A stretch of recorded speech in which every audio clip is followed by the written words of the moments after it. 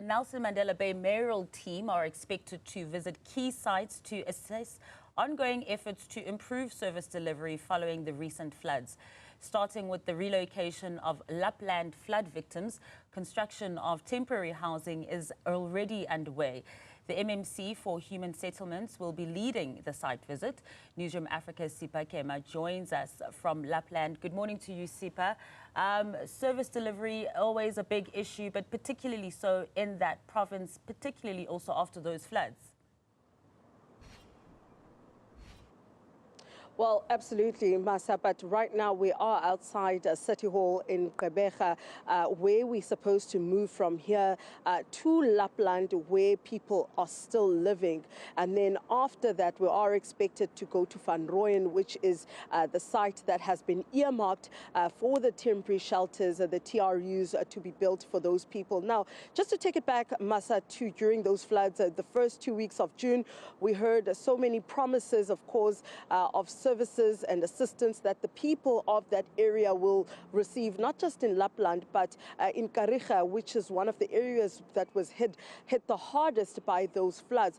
But the people of Lapland, although they were not really affected by the floods, the only issue was the danger and the hazard that came from living on those flood lines and riverbanks. But also there is that dam behind them that the municipality was worried about because it had a crack, Masa, and that's why they needed to relocate the people of Lapland then to temporary housing. Now, remember, later on, there was a protest that we saw where people were being evicted from those temporary shelters and accommodation where the 30-day lease was up, Masa, and they were expected to return back to Lapland. But the people were saying, but we were promised by the president and by the municipality that coming from these temporary accommodation, we will then be moved to the temporary structures where there was an issue then again where the land of Van Rooyen was then identified as the land where the people of Lapland would be moved. Now, the people from Makata Informal Settlement were saying that land belongs to them.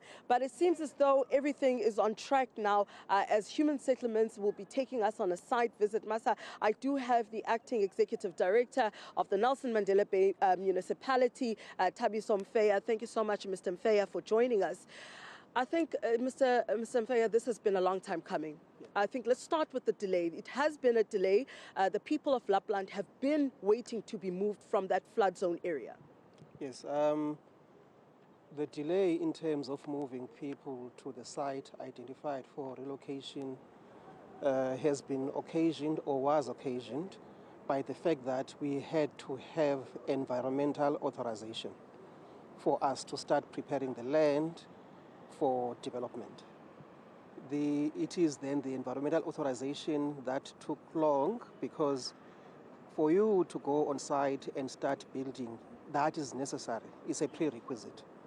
We've had to appoint a service provider, and in order to quicken the process, we had to undertake a deviation for the appointment of an environmental specialist who submitted what we call a Section 30A application in terms of the NEMA, which is the National Environmental Management Act. We eventually then obtained permission, which came with conditions.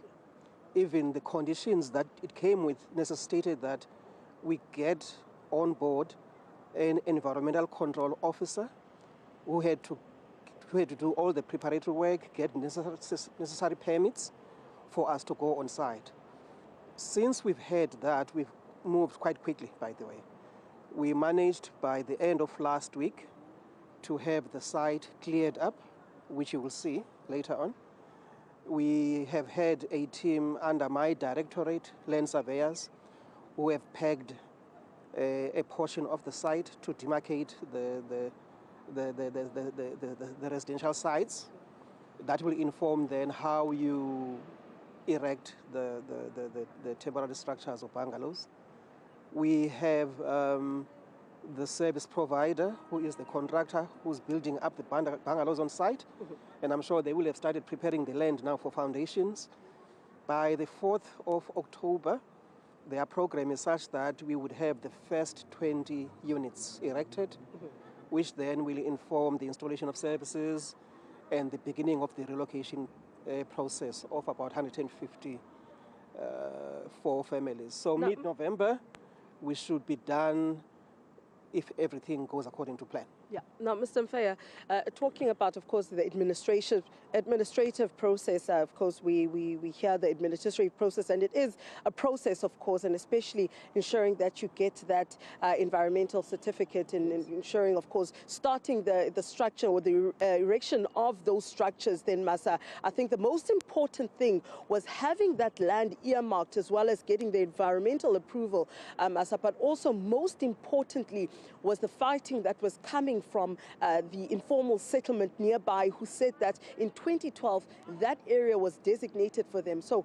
that's something that we're going to find out a bit later, Masa. And of course, later on at about 10 o'clock, we are expecting, the mayoral committee will be very busy today. We're expecting the deputy mayor as well as the speaker of council as well as the city manager in Kariga, in those areas that were devastated by those floods, to have an engagement for service delivery, trying to find out how exactly they can assist or how they've fallen short in helping those that were affected by the floods and flood victims from June. But if you remember, people from Kamesh were saying that as middle class income or middle income people, they were not assisted at all. They lost everything. Most of them lost their personal belongings. They were washed away with the rains. So we're going to find out later on there, what the feedback is from the people of Kariga regarding service delivery offered by the municipality, especially to those flood victims. Masa.